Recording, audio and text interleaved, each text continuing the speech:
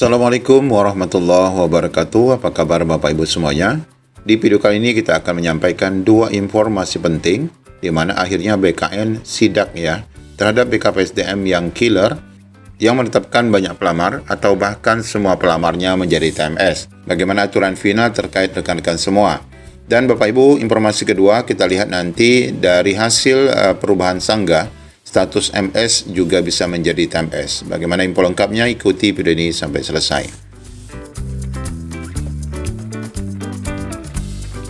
Ya, di sini kita akan menyampaikan dua informasi penting hari ini tanggal 5 November 2024 berkaitan dengan hasil pasca sanggah.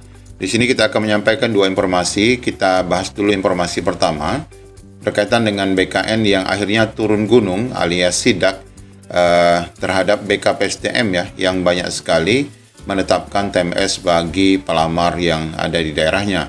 Banyak honorer TMS seleksi P3K 2024 BKN turun gunung, temuannya di luar dugaan. Banyak honorer dinyatakan tidak memenuhi syarat mengikuti seleksi P3K 2024 di Dinas PUPR Provinsi Sumatera Utara. Bahkan seluruh honorer K2-nya dan 90% tenaga non-ASN database-nya dilabeli TMS. Kasus tersebut membuat Deputi Suharmen, calon kepala BKN ini langsung mencari tahu masalah sebenarnya ke BKD Provinsi Sumatera Utara mengenai masalah itu.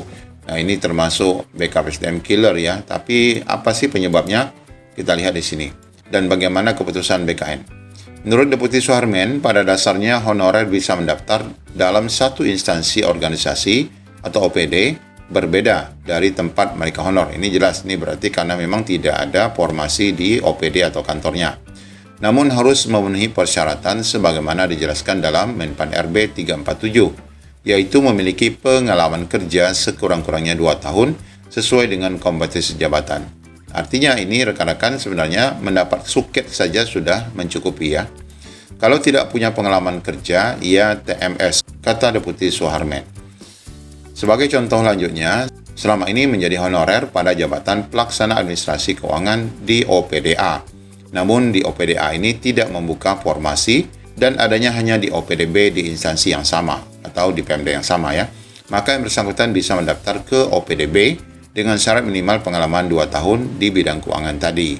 Nah, ditambahkan dari hasil pengecekan kepada BKD Sumut, Deputi Suharmen melihat panitia seleksi sudah menetapkan Menpan RB 347 dengan benar. Nah, ini berarti betul-betul killer artinya memang tidak bisa tawar-menawar lagi Para honorer diberikan kesempatan mendaftar ke OPD lain tetapi sudah mengingatkan pengalaman kerjanya harus memenuhi.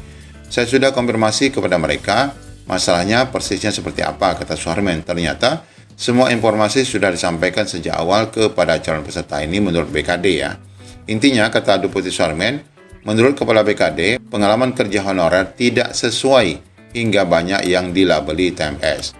Deputi Suharmen menceritakan untuk menjawab permasalahan di Sumatera Utara, dia harus konfirmasi dulu dan mencari fakta-faktanya. Saya sedang mengecek datanya yang TMS, saya cek aturan seperti apa, baru kita jawab. Ditanya apakah honorer TMS ini bisa diberikan kesempatan lagi? Deputi Suharmen menjawab, kalau TMS tidak bisa. Masa harus dipaksakan. Jadi berarti kesempatan rekan-rekan ini benar-benar menunggu kebijakan ke depan seperti apa. Dia menambahkan masalah ratusan honorer K2 yang berstatus TMS bukan karena ijazah, sebab kompetensi jabatannya sudah sesuai dengan kualifikasi. Namun masalahnya adalah surat pengalaman kerja yang tidak sesuai. Nah, ini kita tidak dapat melihat dan tidak dapat mendengar juga dari rekan-rekan yang berada di Sumatera Utara, khususnya di PUPR. Nanti coba rekan-rekan boleh komentar bagi rekan-rekan yang ada di sana.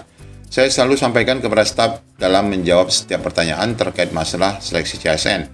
Dasarnya harus regulasi, bukan intuisi atau perasaan Kalau beyond regulasi, itu bukan kewenangan BKN.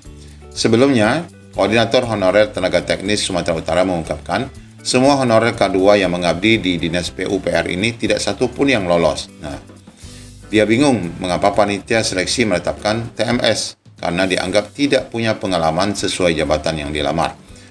Kami ini melamar di dinas lain sesuai dengan ijazah karena dinas tempat kami tidak membuka, kata mereka. Dia mengungkapkan di Dinas PUPR ini honorer K2 ada 40. Ironinya tidak satupun yang lolos. Mereka bingung mengapa Panselda tidak seirama dengan pusat untuk menuntaskan masalah honorer tahun ini. 40 honorer K2 ini pindah dinas. Nah ini, jadi alasan yang disebutkan pengalaman bekerja tidak relevan itu, jadi alasan TMS mereka adalah dikarenakan pengalaman tidak sesuai dengan atau tidak relevan dengan yang dilamar. Dan ini juga karena OPD PUPR Provinsi ini tidak membuka jabatan formasi itu. Nah ini luar biasa sekali ya, BKD Sumatera Utara ini yang betul-betul saklek ya, tidak bisa tawar-menawar lagi, tidak ada lagi niat untuk menuntaskan honorer ya. Nah Bapak Ibu, kemudian pengumuman kedua ini berkaitan dengan perubahan hasil. Jadi Bapak Ibu jangan senang dulu karena hasil seleksi administrasi kemarin itu hanya sementara. Nah di sini kita dapat informasi berkaitan dengan perubahan hasil seleksi administrasi setelah adanya masa sanggah ya Bapak Ibu, yaitu di tanggal 5 hari ini sudah diumumkan. Ini salah satu daerah yang telah mengumumkan. Kita lihat di sini, menindaklanjuti seleksi administrasi P3K. Ini kebetulan formasi di Kepulauan Aru ya. Nanti Bapak Ibu cek di hasil keputusan di daerah Bapak Ibu. Jangan sampai ya, MS menjadi TMS. Kalau TMS menjadi MS, alhamdulillah ya. Nah di sini bahwa pelamar calon P3K tenaga teknis di lingkungan pemerintah Kabupaten Aru yang tercantum pada lampiran 3 pengumuman hasil administrasi ini adalah yang awalnya dinyatakan memenuhi syarat, akhirnya berubah menjadi tidak memenuhi syarat seleksi administrasi dengan rincian sebagaimana terlampir pada hasil yang ada di bagian lampiran bawah. Nah, kita cek Bapak Ibu, perubahannya apa? Pegawai P3K di lingkungan pemerintah Kabupaten Kepulauan Aru yang dinyatakan memenuhi syarat berubah menjadi tidak memenuhi syarat. Nah, ini ada datanya, nomor registrasi dan nama. Ada 2 di sini kebetulan, yaitu yang pertama keterangannya yang awalnya MS ini ya, kualifikasi pendidikan pelamar tidak sesuai dengan yang dipersyaratkan. Kualifikasi pendidikan pelamar S1 Administrasi Publik, sedangkan yang dibuka adalah Administrasi Pemerintahan. Kemudian kualifikasi pendidikan juga tidak sesuai yang kedua, yang mana ini juga sama, S1-nya Administrasi Publik, yang sedangkan yang dibuka adalah Administrasi Pemerintahan.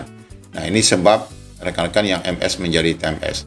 Nah, di sini Bapak Ibu kita masih akan terus mengupdate informasi perubahan status lainnya selain Bapak Ibu bisa mengakses langsung dan login di laman SSSN untuk melihat perubahan keberuntungan ya terhadap hasil sanggah Bapak Ibu yang Bapak Ibu lakukan selama lebih kurang 3 hari dari tanggal 2 November sampai 4 November. Ya demikian update informasi kali ini yang dapat kami sampaikan. Sukses selalu. Assalamualaikum warahmatullahi wabarakatuh.